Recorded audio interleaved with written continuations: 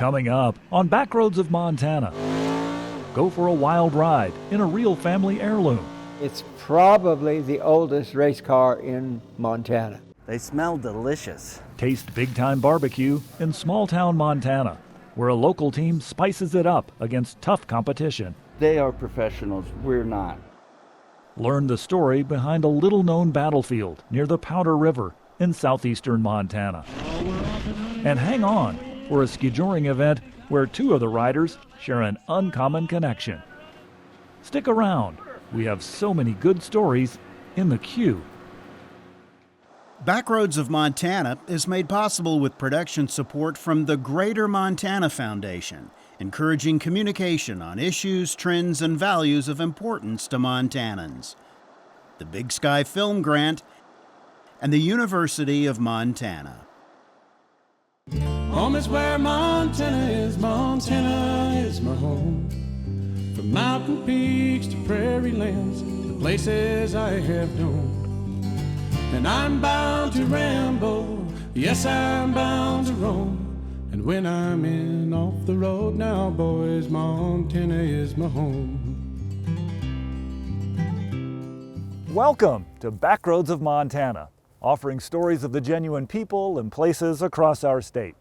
I'm John Twiggs, and on this episode, we're off the beaten path again to learn the backstory of Belt. The small city of Belt gets its interesting name from the nearby Belt Butte, a hill with a strand of dark rocks around it. During the show, we'll learn more about the town's history and unique architecture, drink in the current business that's growing, and find out about the names and faces that keep things rolling along their main street. In our first story, we're exploring another stretch of road, this one in central Montana. At just 660 feet long, it's a short one, and as people in Lewistown will tell you, it's anything but quiet.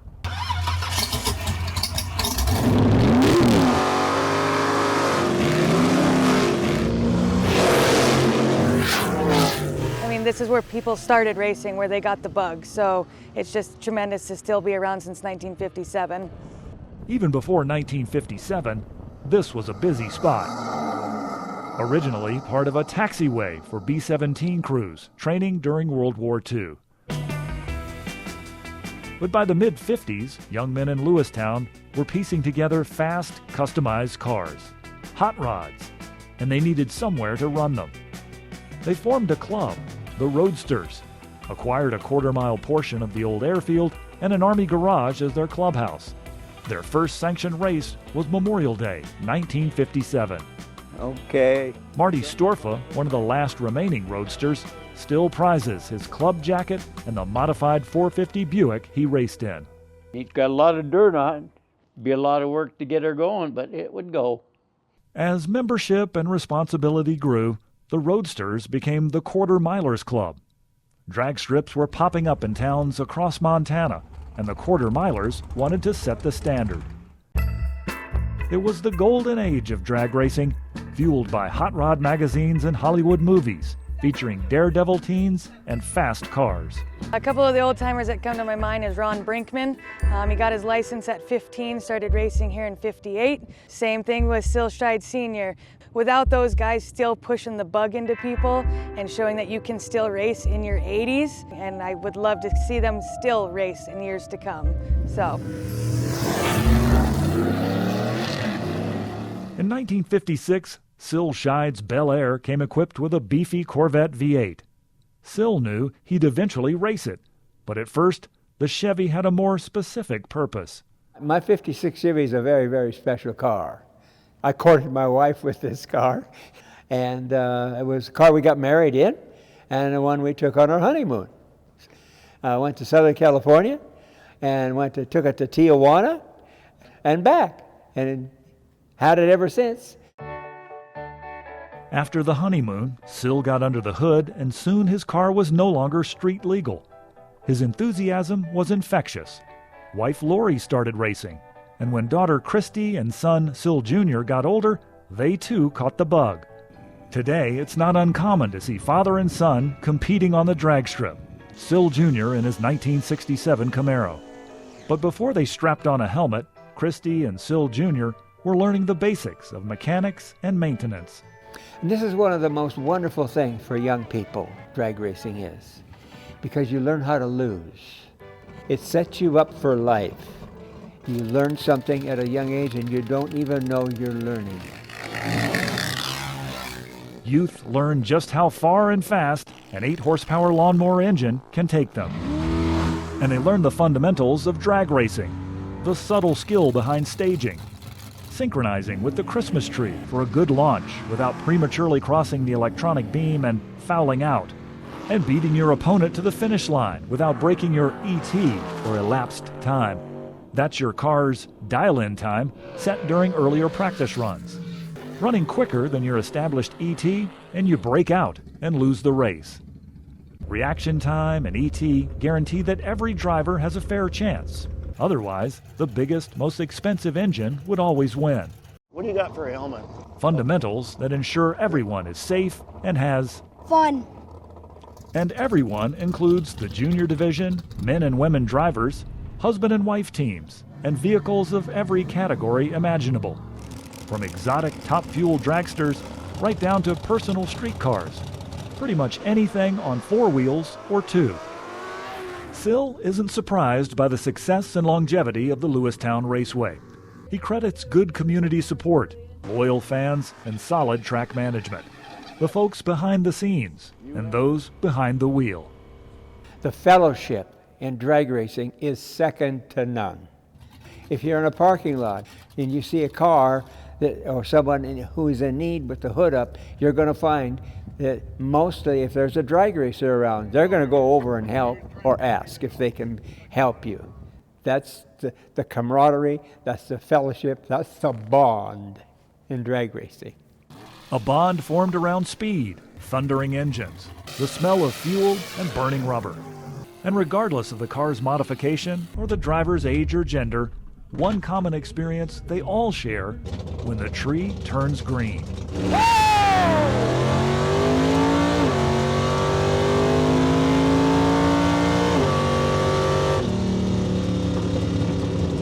What a feeling, huh? Real sensation? Little adrenaline in there. Yeah, you bet. Awesome. At age 85, Sill has no plans of slowing down. He promises that he and Lori and the Scheid family will return to the Lewistown Raceway as often as possible. I don't think it's age. I don't think age plays a part of that.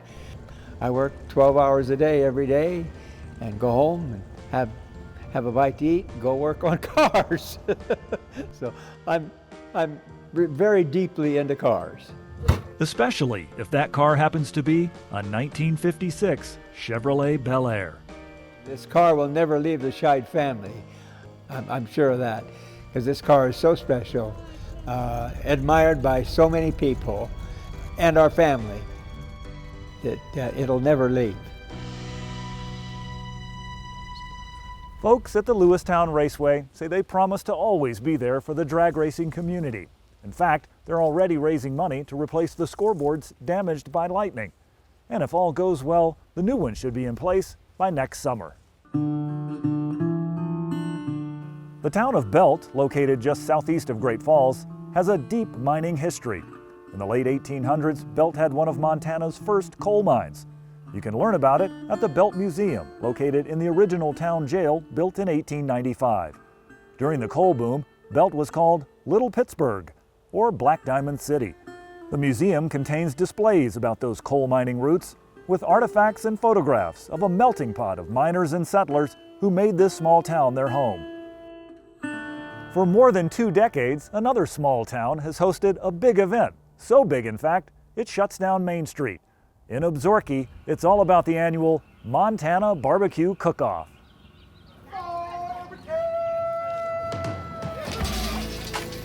Competitors on the circuit Chicken is good. have to be systematic. 4 boxes. I have a spreadsheet. Meat inspection is complete. Good luck to you. And a little bit salty. You don't show up to this thing, spend the money that it takes to show up, and not have the drive to go and win. The competition is stiff. It'll be tough. We have got teams from, I think, 10 different states as well as Canada. Somehow, all the activity squeezes into small-town Absaroka. I had somebody tell me that this little event doesn't belong here. And I said, well, you know, that's interesting, but how cool is it that we can bring more people in than live here? Everybody knows this is usually our busy weekend. The volunteer fire department parks at the ready for emergencies. The fastest route through Absaroka will be closed. We stage one truck on each side of town, grab and pull. But the firefighters' presence here is twofold. They're also here to compete. There are some years where we get a call and we leave the smokers going and we're gone. The department has cooked in the competition all 22 years. And this weekend, it's up to Fire Chief Cody Keller to carry on the tradition. A little farther. Perfect. No one else wanted to cook? That's pretty much why this year. You can look right here, you can see how fat it is. It's also Father's Day weekend, so Cody brought his daughter Charlotte as his honest sidekick.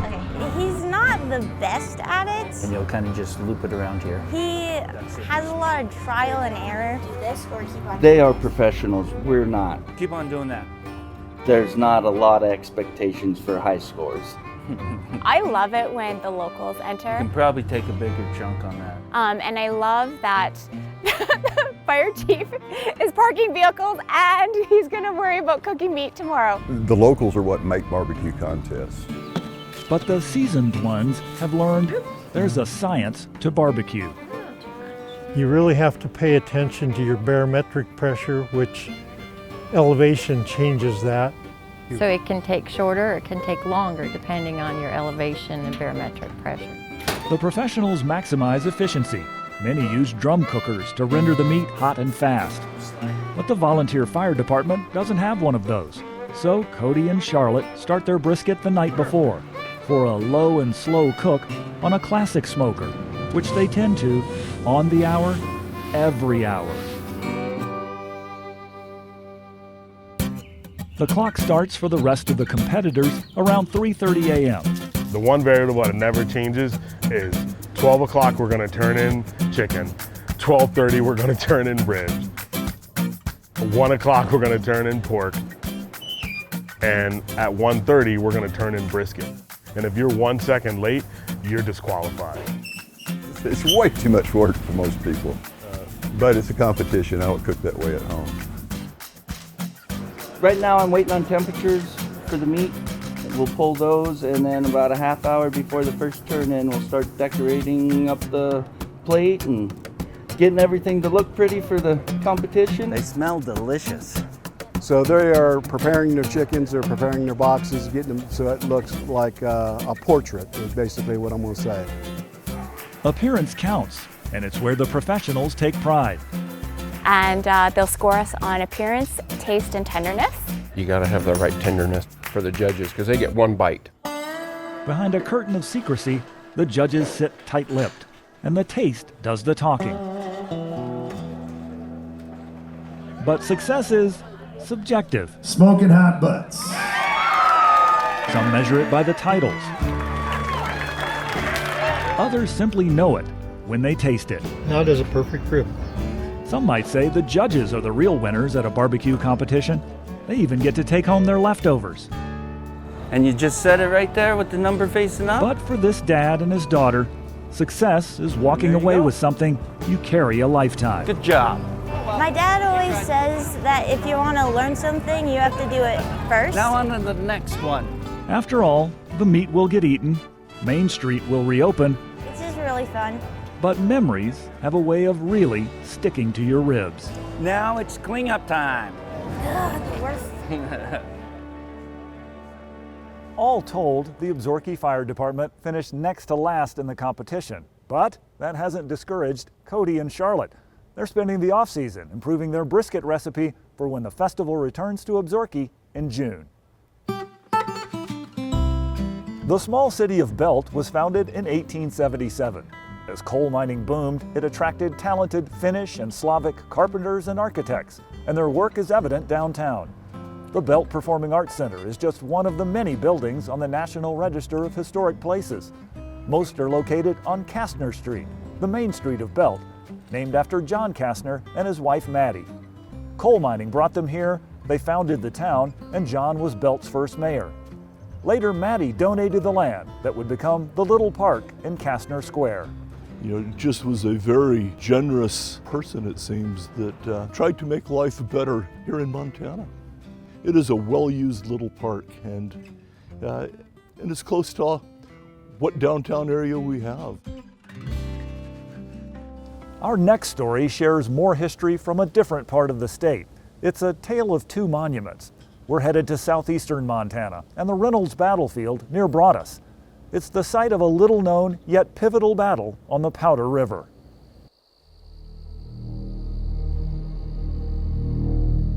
You're immediately struck by how isolated you are.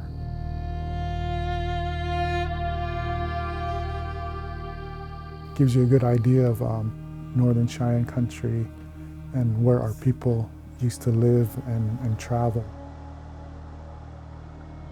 When the U.S. Cavalry, under Colonel Joseph Reynolds, attacked a Northern Cheyenne and Lakota village in March of 1876, the fight set in motion the campaign that would shape the battles to come. Colonel Joseph Reynolds discovered a large Indian village, which he believed to belong to Crazy Horse, but it was actually largely a Cheyenne village under the leadership of Old Bear. Before dawn, Reynolds' men rode down this valley through fog and cold, catching the village still asleep. The U.S. Army attacked early in the morning. Women and children fled, and the warriors rallied to defend the camp.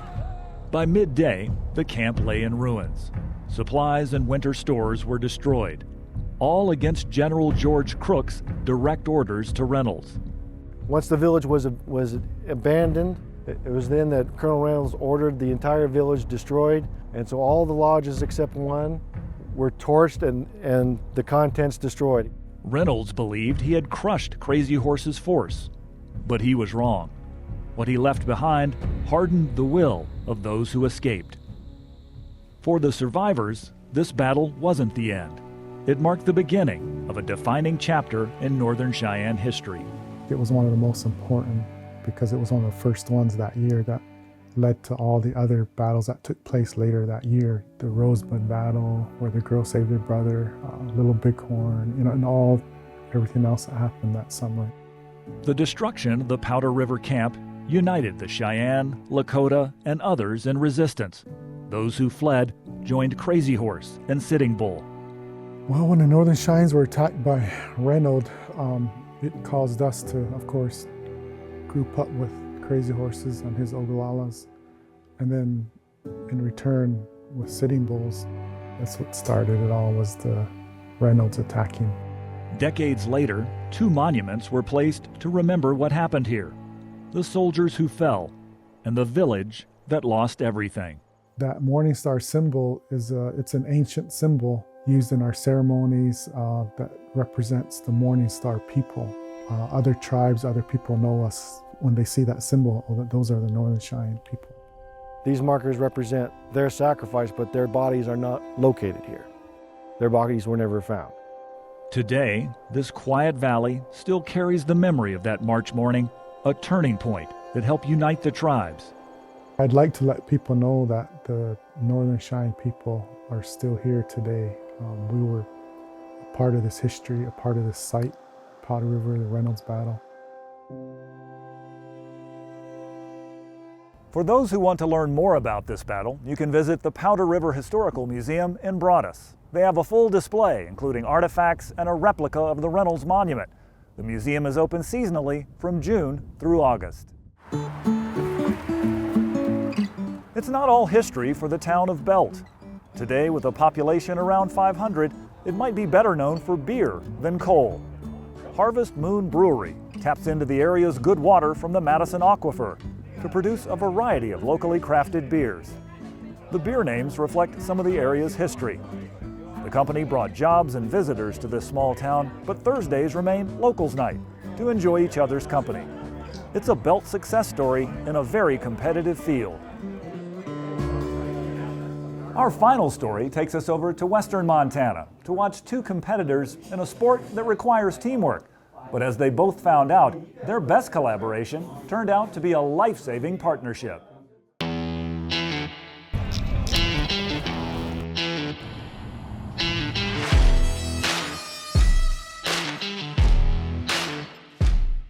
It's the fastest 16 seconds in your life.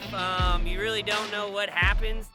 Spectators cheer on teams at Skijoring the Big Rock, an annual competition in Boulder that today brings together 80-some teams of skiers, riders, and their horses. The teammates all share a connection, but one is especially unique. It's not a horse race like everybody thinks, and it's not just a skier's race. All three of you have to find a way to sync up. Across the flat top, moving into the corner, looking down the home stretch. One of today's riders is Sierra, a young woman who is relatively new to the sport. I'm an adrenaline junkie and I love horses, so it took zero persuasion. Another one of today's riders is Todd, a veteran of Montana's skijoring community. Generally my heart's up in my chest, up in my throat.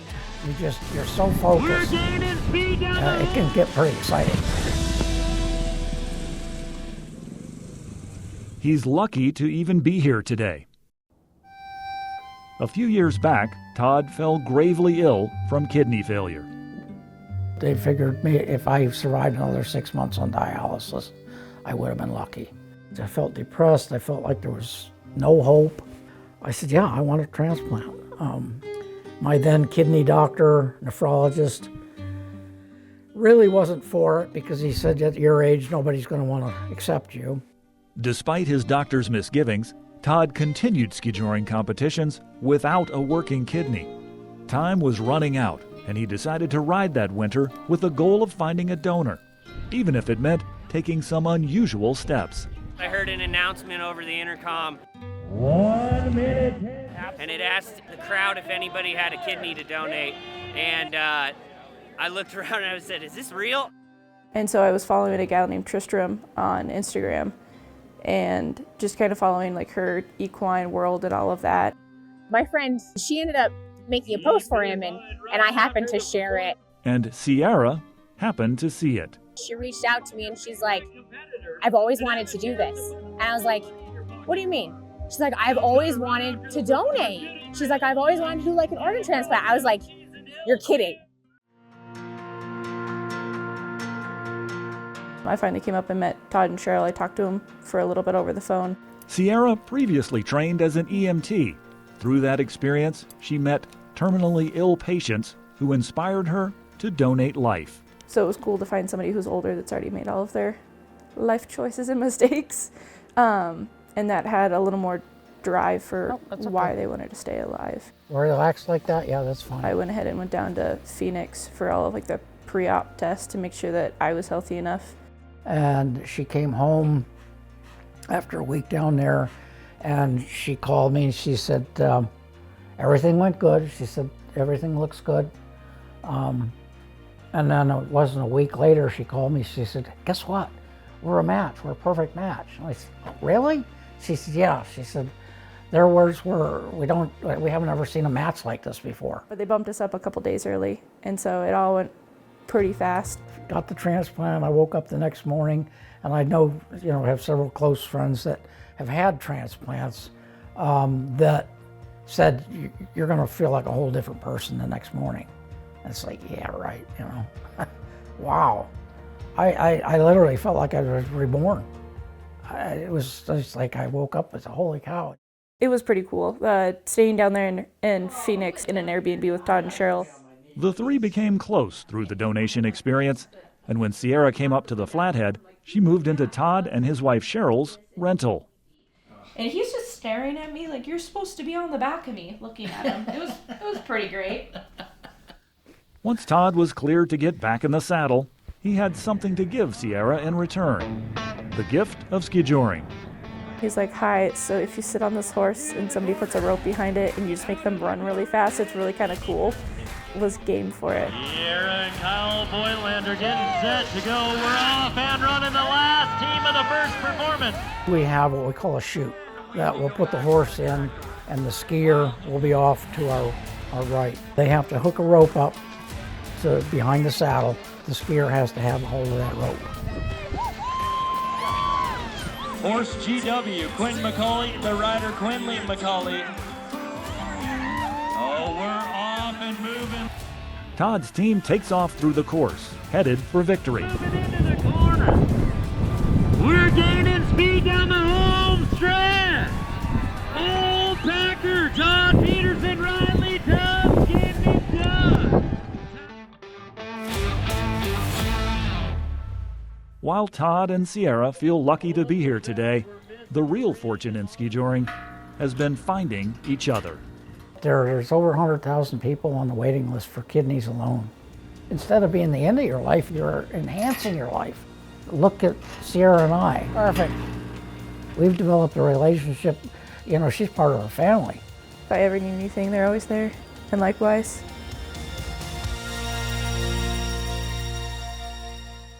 Ski-Joring the Big Rock takes place each year in Boulder, typically over the first weekend in February. You can check out their event page for more information. Well, that's all the time we have for this episode. We'd like to thank the mayor and the fine folks of Belt for welcoming us. They've got plenty of attractions, whether it's the Christmas stroll in the winter or the Belt Rodeo during the summer. Stop by and have a look. We're always looking for a good story idea from you. If you've got one, drop us a message on our Facebook page, or you can write to us at Backroads of Montana, University of Montana, Missoula, Montana, 59812. We've got more great stories to share and 2 lanes to travel. I'm John Twiggs, and we hope to see you out on the Backroads of Montana. Backroads of Montana is made possible with production support from the Greater Montana Foundation, encouraging communication on issues, trends, and values of importance to Montanans. The Big Sky Film Grant and the University of Montana. Montana is my home. From mountain peaks to prairie lands, the places I have known. And I'm bound to ramble, yes, I'm bound to roam. And when I'm in off the road now, boys, Montana is my home. Coming in off the road now, boys, you know I'm heading home.